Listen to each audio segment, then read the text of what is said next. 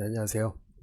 이번 영상에서부터 이제 본격적으로 유니티 3D를 활용을 해가지고 이제 VR 어플리케이션 개발을 하는 것과 관련해서 이제 설명을 시작하도록 하겠습니다. 그러니까 지난 영상까지 해서 유니티 3D라는 그 게임 엔진에 대한 뭐 기본적인 개념하고 사용 방법을 알아봤고요. 이제 이번 장에서부터는 우리가 실제로 이 VR 어플리케이션을 개발을 하기 위해서 이제 어떻게 할 수 있고 떤 개념으로 우리가 개발을 해야 되는지를 설명을 드리도록 해볼게요. 그래서 슬라이드를 제가 이제 앞으로 이제 한 5개 정도 보여드리면서 설명을 할 텐데, 이번 슬라이드에서는 유니티에서의 표준적인 VR 개발 환경 세팅 방법을 설명을 해 드리도록 하겠습니다. 사실 요 표준적인이라는 말이 조금 애매하긴 해요. 그러니까 뭐 표준이라고 제가 시장 조사를 해가지고 통계를 내서 이게 표준적인 방법이다 라고 이야기를 하는 것은 아니고요.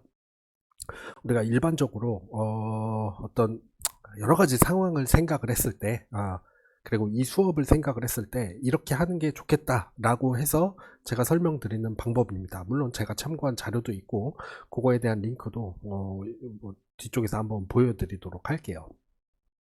어쨌든 그래서 저는 여러분들이 이렇게 해보는 게 좋겠다라고 제시드리는 방법이다 라는 것을 일단 기억을 해 두시고요.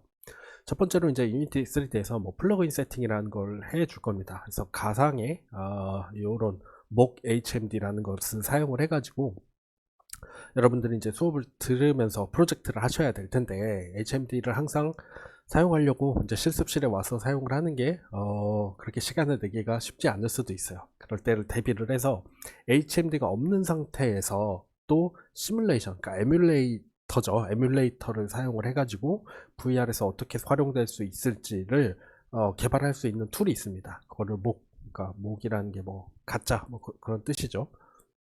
그래서 가짜 HMD를 연결을 해가지고 개발할 수 있는 방법이 있어서 그걸 소개해 드릴 거고, 실제로 이제 여러분들이 만든 어플리케이션이 진짜 쓸만하고 잘 동작하는지, 멀미 같은 게 잘 안 일어나는지를 알려면 결국에는 실제 장치를 사용을 해가지고 테스트를 몇 번 해보시긴 하셔야 될 거예요.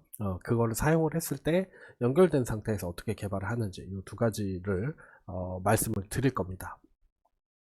그게 이제 플러그인 세팅 부분이고, 두 번째로 이제 VR 인터랙션 툴킷이라는 것을 우리가 사용을 할 거예요. 그러니까 얘는 뭐냐면은, 말하자면 그러니까 여러분들 개발을 좀 더 쉽게 할 수 있게, 여러분들이 개발을 좀 더 쉽게 할 수 있게 도와주는, 그러니까 유틸리티 라이브러리라고 생각을 하시면 됩니다.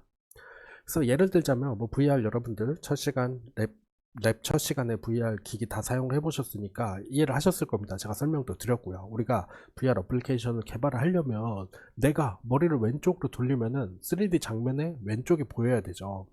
왼쪽이 보인다는 얘기는 3D 씬에서 카메라를 로테이션 시켜서 렌더링을 해준다는 얘기입니다. 자, 그러면은 내가 HMD에 자세 입력을 받아가지고 카메라 회전시키는 스크립트를 내가 짜줘야 되냐라고 하면은, 물론 그런 방식으로 개발을 할 수도 있지만 우리가 좀 더 편하게 그런 어플리케이션을 그런 로우 레벨 처리까지 다 안 해도 되게 기본적으로 요 라이브러리에서 그런 것들을 처리를 해 줍니다. 그래서 우리는 그걸 사용을 하면 돼요. 그리고 더 나아가서 컨트롤러에다를 어떤 물체에 갖다 대고 버튼을 눌렀을 때 물체를 잡고 하는 것들도 내가 별도로 로직을 다 작성해 줄 필요가 없어요. 이 툴킷에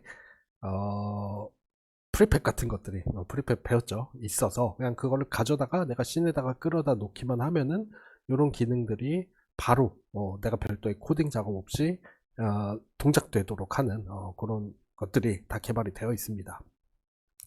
물론 이거 XR 인터랙션 툴킷과 상응하는 다른 대체제들도 있어요. 그런데 일단 저는 XR 인터랙션 툴킷을 사용을 하는 걸로 설명을 드리도록 하겠습니다. 이게 이제 유니티에서 제공해주는 어떤 라이브러리라고 보시면 됩니다.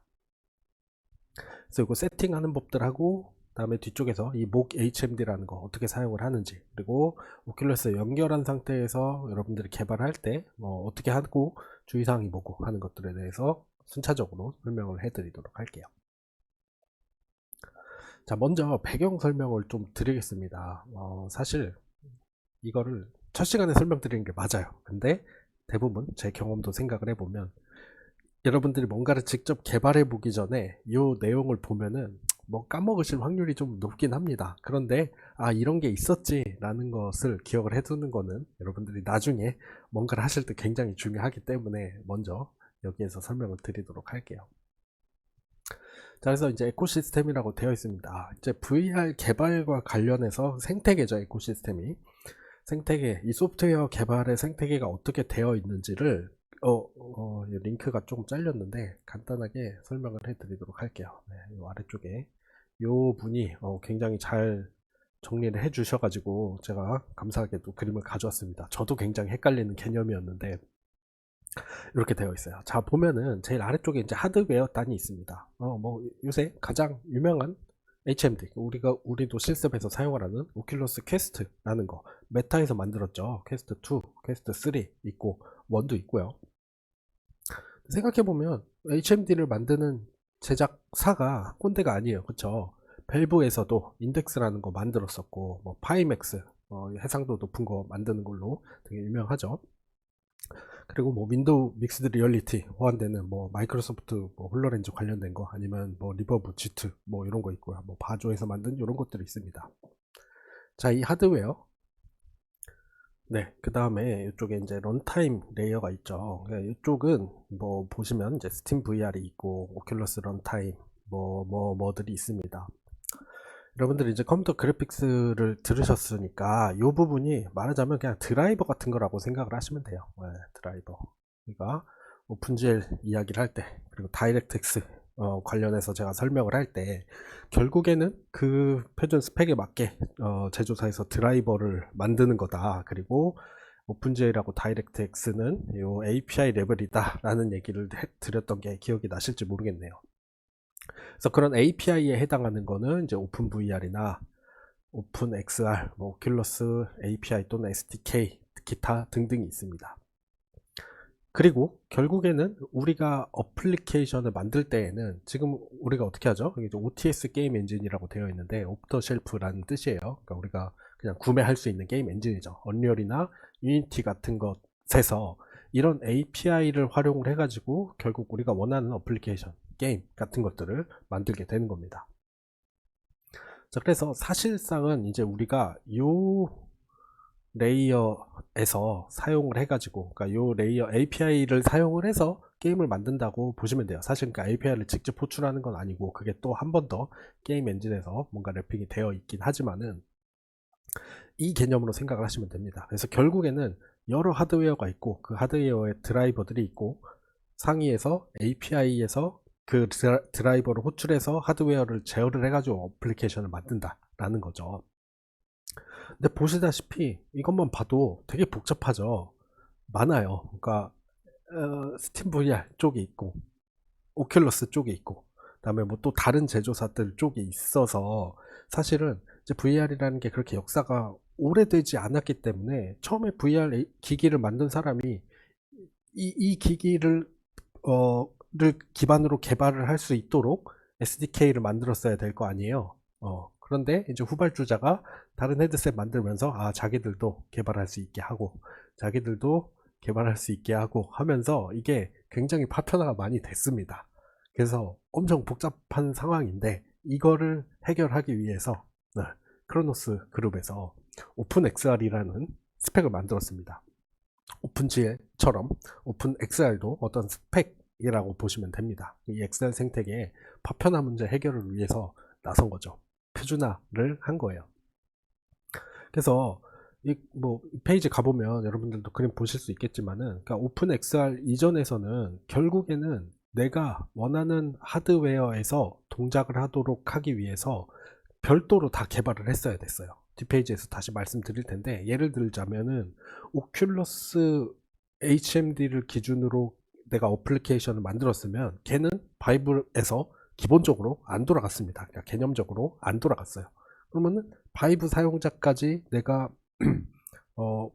커버를 하려면 어떻게 해야 돼요? 바이브용을 또 따로 만들어야 된다는 얘기였죠. 근데 당연히 굉장히 소모적인 개발 과정이고, 그래서 이 오픈 XR이라는 데에서 얘네들을 추상화시켜서 통합을 한 겁니다. 여러 가지 하드웨어의 호환되는 표준 스펙을 만들어서 그걸 오픈XR로 정의를 하고 그 드라이버에서 이 오픈XR을 지원을 하게 협약을 하면은 결국에는 우리가 어플리케이션을 만들 땐 이 오픈XR을 기준으로 만들게 되면은 내가 어떤 앱을 만들었을 때 걔네들이 이 모든 하드웨어에서 다 호환이 되도록 할 수가 있는 개념이라고 보시면 됩니다. 그래서 우리도 이제 이 오픈XR을 기반으로 할 건데 조금만 더 설명을 한번 드려볼게요. 그래서 사실은 여러분들이 VR에 관심이 있어가지고 뭐 자료를 찾다가 뭐 예를 들어서 2018년도, 2017년도 영상 같은 거를 보면은 뭔가 다른 방식으로 개발을 하는 것들을 많이 보실 수 있을 겁니다. 그럴 때 여러분들이 좀 주의를 하셔야 될 것들이 있어서 다시 한번 말씀드리는 거예요. 자, 그래서 기본적으로 예전에는 어떻게 했냐, 제가 처음에 VR 개발할 때도 그냥 그렇게 했습니다. 오큘러스 SDK를 다운받아서 했어요. 자, 그러면 어떻게 됐냐, 아까 말씀드렸던 그 문제예요. 내가 오큘러스 SDK를 기반으로 어플리케이션을 만들게 되면은 내 어플리케이션이 바이브나 다른 HMD에서 제대로 동작한다는 것을 보장을 할 수가 없습니다. 그래서 X 표시를 해놨어요. 그래서 각각의 기기에 따라서 무슨 다른 문제가 발생을 할지 모르기 때문에 이런 것들을 개발자가 다 알아서 테스트해보고 문제 있으면은 바꾸고 또는 빌드를 다르게 해서 내보내고 라는 이런 작업들을 했어야 되는 거죠.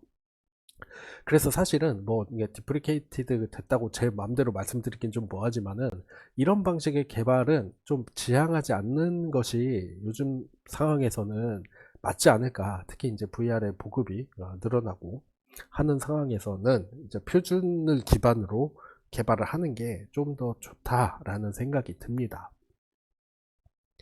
그래서 우리는 어떻게 할 거냐면 아까 말씀드렸던 이제 오픈XR을 백엔드로 사용을 할 거예요. 그래서 추상화 표준화된 API가 오픈XR이고 사실 밸브에서도 먼저 이런 시도를 이제 오픈VR이라는 이름을 지어서 했었는데 오픈XR이 아무래도 크로노스 그룹에서 만든 보다 더 인터내셔널한 표준이 되어가고 있기 때문에 오픈XR을 활용을 할 거고요.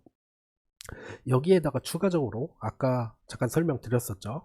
이거를 기반으로 어플리케이션 개발을 여러분들이 그러니까 우리가 일일이 다 스크립트를 안 짜도 기본적인 인터랙션을 할 수 있도록 하는 미리 만들어 놓은 라이브러리들이 있습니다. XR 인터랙션 툴킷이나 뭐 MRTK나 VRTK 같은 것들이 그곳에 해당한다고 보시면 될 것 같아요. 그래서 우리는 이 툴킷을 기반으로 어플리케이션을 개발할 거고 백엔드로는 오픈XR을 사용할 거다라는 것을 기억을 하고 계시면 됩니다.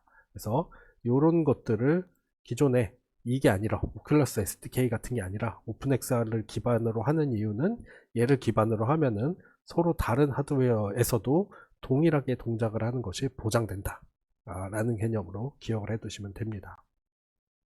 즉 여러분들이 다른 자료를 보는데 어떤 자료에서 오큘러스 SDK를 설치해서 하세요 라고 하면은 최종적으로 여러분들이 만든 어플리케이션이 다른 HMD에서는 제대로 동작하지 않을 수 있다 라는 것을 여러분들이 알고 계셔야 된다는 내용입니다. 네, 좋아요. 이거 첫 번째 파트에서는 일단 백그라운드 설명을 좀 드렸고 다음 장에서부터 이제 아까 말씀드린 플러그인 세팅부터 한번 같이 시작을 해보도록 하겠습니다.